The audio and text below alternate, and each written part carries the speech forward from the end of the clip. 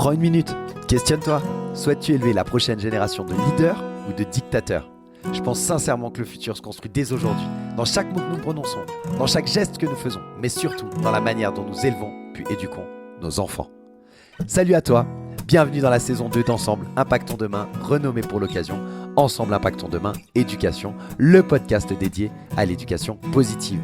Chaque semaine, j'explore avec toi les facettes d'une parentalité saine, des façons innovantes d'accompagner nos enfants, afin que nous, parents, professionnels, société, nous impactions positivement l'avenir.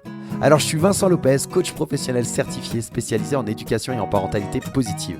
Je suis passionné par l'humain, par l'éducation et l'importance de relations familiales saines et constructives. Au programme, je te propose des conseils pratiques, des recherches éclairantes, tout pour t'accompagner dans cette merveilleuse aventure qu'est l'éducation. Ensemble Impactons Demain Éducation, c'est bien plus qu'un simple podcast. C'est un mouvement vers une parentalité consciente et éclairée. Parce que le futur, il commence avec les leçons qu'on enseigne aujourd'hui. Rejoins-nous dans cette aventure pour ensemble impacter l'avenir par l'éducation. Salut à toutes et à tous, super content de te retrouver pour l'épisode 63 de Ensemble Impactons Demain Éducation, deuxième partie de notre interview de Mélanie du blog Faire découvrir l'écologie aux enfants que tu as pu découvrir sur cette chaîne la semaine dernière. Si ça n'est pas déjà fait, je te mets en description le lien vers l'épisode 62, 4 tips pour une alimentation saine. C'est plein de bonnes bases pour pouvoir écouter ensuite cet épisode. Alors dans cette deuxième partie de l'interview, on va aller creuser un peu plus en profondeur et on va se rendre compte, Mélanie va nous expliquer comment l'alimentation que nous donnons à nos enfants impacte leur comportement. Oui, tu as bien entendu comment cette alimentation, elle peut impacter le comportement. Et tu verras qu'avec des petits changements dans l'alimentation, il peut y avoir des gros changements dans le comportement de ton enfant. On va également essayer de voir comment tu peux effectuer une transition saine, une transition facile, vers une alimentation saine. Je vais y arriver, mais tout en gardant le plaisir. Et ça, Mélanie va te partager un acronyme qu'elle a créé et qu'elle donne dans sa formation, qui est vraiment très sympa. Je te laisse le découvrir dans l'épisode. On parlera bien entendu des idées reçues sur l'alimentation saine, de cette monotonie apparente des végétariens, etc., de tout ce que l'on peut entendre sur une alimentation qui soit plus saine. Et enfin, Mélanie te donnera des conseils très pratico-pratiques pour commencer la transition vers une alimentation saine et durable. Je te laisse écouter cette deuxième partie de l'interview et on se retrouve à la fin pour la conclusion. Bonne écoute. Comment, selon toi, en fait, cette alimentation, elle impacte par rapport à ce que tu sais aujourd'hui, comment elle impacte le développement de nos enfants, cette alimentation aujourd'hui? Bah, déjà, ça va impacter leur santé. Ça, c'est peut-être même l'axe numéro un, c'est qu'en fait, il y a on ne se rend pas compte, on a l'impression que notre corps est une boîte noire. Parce qu'en fait, on mange, on essaie de se dire: «On va intégrer quelques fruits et légumes» et cetera, mais en fait, on ne sait pas le réel impact qu'a notre alimentation sur notre corps. Pourquoi est-ce qu'on a un coup de barre à 11 heures? Pourquoi est-ce qu'on dort mal la nuit? Pourquoi est-ce qu'on a des migraines? Pourquoi est-ce qu'on a des maladies qui sont plus graves aussi, qui se déclarent et cetera? Heu donc déjà, notre alimentation a un réel impact et ça a été prouvé scientifiquement sur notre santé, que ce soit à court, comme je disais avec des migraines, de l'acné, voilà des symptômes un peu plus «bénins» entre guillemets, mais aussi à moyen et à long terme. Mais après au-delà de ça, ça pour moi c'est vraiment l'axe numéro un, hein, qu'il faut mettre en place, en fait c'est important de mettre en place une alimentation équilibrée avec nos enfants pour leur santé. Mais après ça a aussi un impact sur notre humeur, sur notre quotidien et moi ça je l'ai remarqué aussi directement avec mes enfants. C'est que des fois, le soir, ils rentraient à la maison et on se disait: «Ah ouais, non, ils sont fatigués, ils ont eu leur journée d'école, ils sont de mauvaise humeur, c'est compliqué d'aller prendre la douche, voilà, d'attendre le repas» et cetera et en fait, depuis qu'on a mis en place cette alimentation qui est un peu plus équilibrée, plus à l'écoute de notre corps et cetera et en fait, on remarque que même le soir, ils sont de meilleure humeur, quoi et l'alimentation et entre autres le sucre, par exemple, a vraiment un impact sur nous aussi, hein. Moi, je me rends compte que depuis que je mange moins de sucre, je suis moins énervée, en tout cas moins réactive, et ça les enfants c'est pareil en fait, le coup de barre qu'ils ont, ils ont pris un goûter ultra sucré, le soir ils en peuvent plus avant d'arriver au repas, ils ont plus d'énergie, ils sont de mauvaise humeur, à la fois ils ont faim, à la fois ils sont fatigués, mais en fait ça c'est aussi lié à l'alimentation, quoi. Donc voilà, donc moi je dirais que ça a un impact sur la santé, sur l'humeur. Et après, au-delà de ça, aussi sur la relation qu'ils vont développer avec leur alimentation. Parce que moi, comme je le disais tout à l'heure, nos habitudes alimentaires, on les tient de ce que nous ont inculqué nos parents. Et en fait, c'est finalement cette relation qu'on va développer dès petit avec l'alimentation, c'est celle-là qui va nous accompagner toute notre vie. Donc quand on accompagne les enfants dans une connaissance des bases de l'équilibre alimentaire et dans de bonnes habitudes alimentaires, entourés également de plaisir parce que quand ils vont arriver à l'adolescence, si tout est ou même à l'âge adulte, hein, si tout a été fait dans un cadre très contraignant et cetera, ils vont complètement péter un câble, ils vont faire tout l'inverse quand ils seront, plus autonomes. Donc voilà, c'est vraiment ce qui construit aussi la relation à l'alimentation, la prévention des fois des troubles alimentaires et cetera. Donc vraiment, pour moi, l'alimentation a vraiment un rôle qui est assez central dans notre vie. Ok, ouais, c'était très complet comme réponse, merci beaucoup. On sait aujourd'hui, même pour aller dans ton sens, je crois me souvenir d'avoir. Moi, je travaille depuis 20 ans hein, dans l'éducation et j'ai travaillé dans des institutions sociales où on faisait de la mixité, c'est-à-dire qu'on faisait de l'inclusion avec des enfants qui avaient des troubles du comportement, des problématiques de développement, etc. Et il y avait tous les enfants qu'on appelle aujourd'hui TDAH, par exemple. Et je me souviens qu'à plusieurs reprises, dans les étapes à passer, dans la pose du diagnostic et également dans les traitements qu'on pouvait donner aux enfants, il y avait tout un lien avec la quantité de sucre qui était ingérée par l'enfant par rapport à son taux d'excitation, par rapport à son taux de concentration, etc. Donc ça rejoint ce que tu disais sur l'impact direct sur le comportement, en fait, avec ce qu'on ingère, ce qu'on met dans notre corps et comment ça influence nos comportements. Alors ceux des enfants encore plus peut-être que nous, mais pour nous aussi. Comme tu le dis, le fait de baisser le taux de sucre, par exemple, ça a une influence directe sur nos comportements. Ouais, ouais, le glucose c'est a incroyablement d'impact sur notre corps, sur notre, humeur, intervient dans énormément de maladies de civilisation aussi et ça, c'est pareil, c'est une vraie boîte noire, on s'en rend pas compte. On se rend pas compte de comment ça fonctionne quand on en ingère trop, ce qui se passe dans notre corps et cetera. C'est hyper intéressant de l'apprendre et de conscientiser ça. Mais ouais, non, le glucose fait partie des grosses problématiques, de notre monde moderne, en fait. Ouais, puis il y en a partout. Enfin, c'est très. Ouais, Faut, c'est faut ça. faire attention parce que c'est vraiment mis de partout. Tu disais aussi lorsque je t'ai découverte, que j'ai découvert le blog et également le podcast. Je mettrai de nouveau les liens dans un des émissions de podcast où tu parlais de l'alimentation justement. Tu parlais aussi du sel, des recherches qui avaient été faites Ouais. sur les problématiques liées au sel qui se cache partout et qui est aussi très nocif quand il est en excès. J'invite les auditeurs et les auditrices à aller écouter parce que c'était hyper intéressant. Tu donnes des chiffres, enfin, c'est documenté, c'est ce qui m'a plu aussi dans ton approche. Je trouve qu'en tant que parent, ce qui est très compliqué, quel que soit le sujet, et c'est d'autant plus vrai avec l'alimentation, c'est de réussir à trouver un équilibre entre ce qu'on veut transmettre aux enfants et leur permettre d'avoir du plaisir. C'est ce dont on parlait tout à l'heure, revenir à cette aventure, découvrir cette aventure d'une alimentation saine et en même temps garder cette notion de plaisir.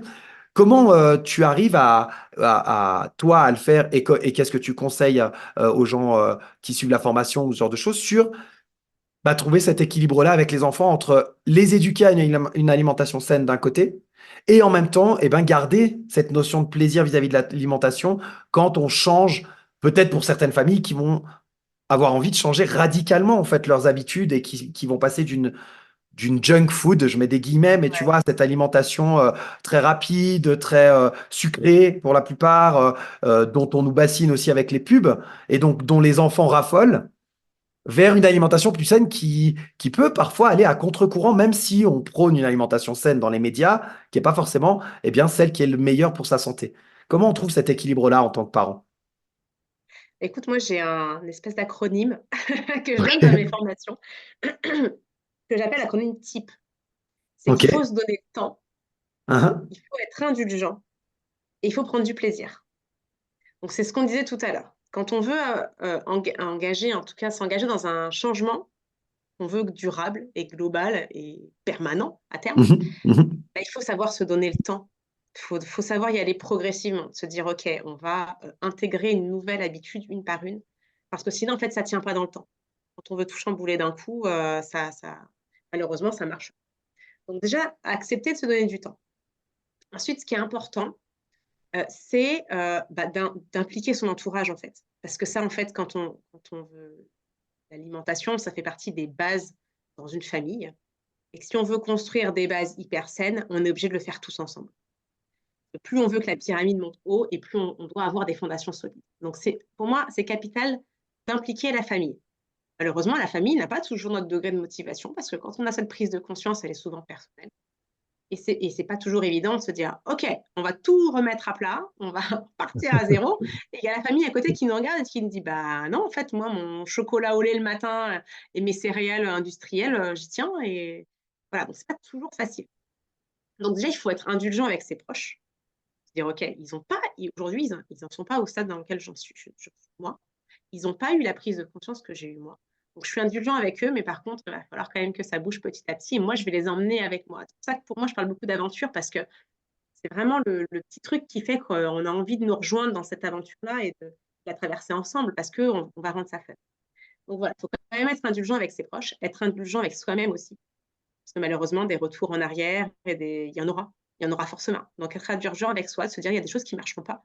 Il y a des choses qui ne correspondront pas. Parce qu'encore une fois, il y a de la théorie et la pratique. Dans la théorie, on dit qu'il faut manger ça le matin, ça le midi, ça le soir, pas faire d'écart ou peu, etc. Mais se dire, bah si, en fait, dans une famille, quand on a un temps qui est limité, des fois on mange à l'extérieur, on n'a pas toujours tous les mêmes ressources non plus. Mhm. Être indulgent avec tout ça, se permettre de faire des écarts de temps en temps, même régulièrement. Et donc, le dernier axe, c'est le plaisir. C'est de se dire, voilà, il faut que ce soit fun, il faut que ce soit bon. Et apprendre aussi à se dire, parce qu'en fait, souvent, quand on parle d'alimentation équilibrée, tout comme quand on parle de vie un peu plus écologique, on a une espèce d'image assez rébarbative de tout ça. Se dire, oh là là, ça va être fade, ça va être contraignant parce que les enfants vont pas suivre, vont pas aimer, on va se prendre la tête, etc. En fait, c'est une image qu'on a aussi, cette espèce d'idée reçue qui plane au-dessus de cette alimentation plus saine. Une alimentation plus saine, comme une alimentation végétarienne aussi. Hein. C'est souvent l'idée qu'on se fait des végétariens, se dire, oh, eux, ils doivent s'ennuyer quand ils mangent. Et pas du tout, en fait. C'est une alimentation qui peut être tellement savoureuse, tellement bonne, tellement variée, tellement colorée, qu'en fait, c'est presque dans la tête que ça se joue. À partir du moment où on a décidé que ce serait sympa, qu'on allait manger des bonnes choses, qu'on allait découvrir, et évidemment qu'il y aura des recettes qui seront ratées. Moi, j'en fais plein avec mes enfants. Des fois, je leur fais un truc en leur disant, ça va être super, j'ai trouvé une nouvelle recette, on va tester, et puis tout le monde goûte, et on se dit, oh, c'est plutôt bof. Ça, c'est pas grave, on réessayera la prochaine fois. On va mettre une note à la recette de maman, on va lui mettre que 5 sur 10, mais c'est pas grave. Donc voilà, essayer de rendre tout ça un peu fun, sympa, de se dire qu'on va découvrir de nouvelles saveurs, de ne pas hésiter de mettre des épices, voilà, d'aller explorer un peu des légumes qu'on n'a pas l'habitude de goûter, d'aller chez le producteur du coin, à la ferme du coin et voilà et tenter de nouvelles choses, quoi. Mhm. J'aime beaucoup l'idée de l'acronyme parce que c'est simple à retenir. Donc, type, temps, indulgence et plaisir. C'est J'adore. ça. Et effectivement, comme tu dis, chasser un peu les idées reçues, passer le cap. Alors en coaching, on parle beaucoup d'une action à la fois, d'un petit pas. Et donc, comme tu le dis, même si c'est pas parfait, même si il va y avoir des ratés, c'est sûr. Quand tu parles quand tu parles d'essais et de choses qui se plantent, ça me fait penser à une anecdote avec mes enfants. Moi, j'aime bien essayer des choses. Et puis un jour, je leur fais des endives. Alors, tu vois, pareil, quand on parle des légumes qui sont pas forcément appréciés des enfants, et je fais des endives, ils aiment bien en général, hein. Et j'avais envie de mettre des épices, donc je commence à mettre différentes des épices. Puis je goûte, puis j'étais pas content, donc j'ai rajouté, et c'était immangeable, mais vraiment. Et ça remonte à au moins il y a 3 ou 4 ans, mais encore aujourd'hui, quand on en parle, ils sont morts de rire parce que vraiment, ça a été un échec cuisant, mais qui est drôle, tu vois, avec le recul, d'avoir essayé. Et ça fait que ça a amené aussi une image de l'endive auprès de mes enfants où Ouais. c'est ancré, quoi. Tu vois, il y a vraiment ce lien où on a rigolé tous ensemble, où bah oui, je me suis planté sur la recette. Mais maintenant, quand ils mangent des endives et qu'elles n'ont pas ce goût qui était vraiment infâme pour le coup, c'était très fort. J'avais mis de la cannelle, enfin bon, bref, un mélange qui était immangeable. Bah, en fait, maintenant, à chaque fois, ils se disent, celles-là, elles sont bonnes, papa. Donc voilà, n'hésitez pas, essayez et prenez du plaisir et donnez-en. C'est vraiment la meilleure des façons d'avancer, quoi. Et chaque petit pas, il compte, même si c'est une fois de temps en temps au début, bah, petit à petit, vous allez réussir à avancer. Et puis, par rapport à ce que tu dis ces a priori, que ce soit les menus végétariens, que ce soit une alimentation saine, une vie plus équilibrée. Aujourd'hui, avec Internet, il y a des ressources vraiment très très larges où on peut aller trouver facilement quand on a peu de moyens ou qu'on n'a pas la possibilité de rejoindre des programmes de formation ou d'aller se former pour de la cuisine. On trouve vraiment beaucoup de choses qui permettent de mettre du soleil dans l'assiette, de mettre de la joie, du bonheur, du plaisir avec des repas sains et équilibrés. Donc voilà, c'est accessible sans passer forcément par des choses si on n'a pas accès financièrement au début en tout cas. Tout à fait. Entièrement d'accord avec toi, je te suis vraiment là-dessus. Ouais.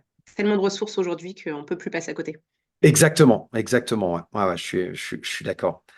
Qu'est-ce que tu donnerais comme conseil aux parents qui souhaitent introduire des concepts d'alimentation saine et durable, hein? Je fais un lien entre les deux parce qu'il y a l'alimentation saine en termes de ce qu'on ingère, mais il y a aussi ce côté où je te rejoins complètement sur l'écologie et l'alimentation durable. Donc, quel conseil tu pourrais donner aux parents qui souhaiteraient se lancer là-dedans pour commencer? Bah, déjà, comme on le disait, être indulgent, être patient, se dire que ça va prendre du temps, mais surtout ne rien lâcher.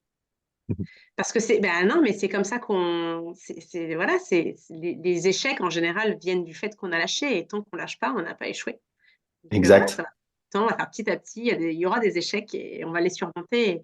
Et donc vraiment de se dire, ok, ça va marcher cette fois et ça va marcher cette semaine et ça va pas marcher cette fois-ci, mais sur le long terme, on va presque se fixer des objectifs à long terme.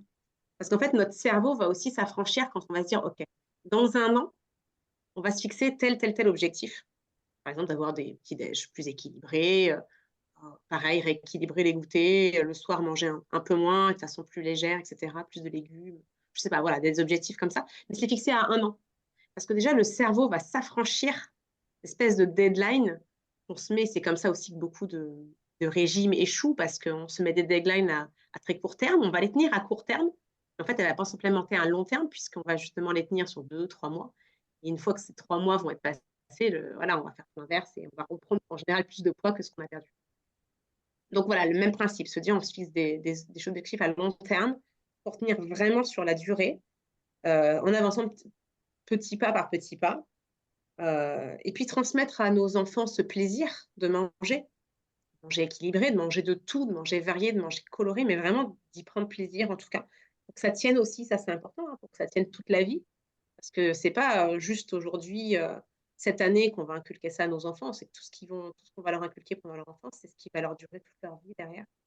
Donc voilà, prendre plaisir, de déculpabiliser et puis aussi ne pas hésiter à se former. Alors, ce qu'on disait il y a 2 secondes là, de se former, que ce soit avec des contenus, gratuits qu'on trouve aujourd'hui assez facilement en ligne, mais ne pas hésiter à prendre une formation aussi. Parce que moi, je sais que Mhm.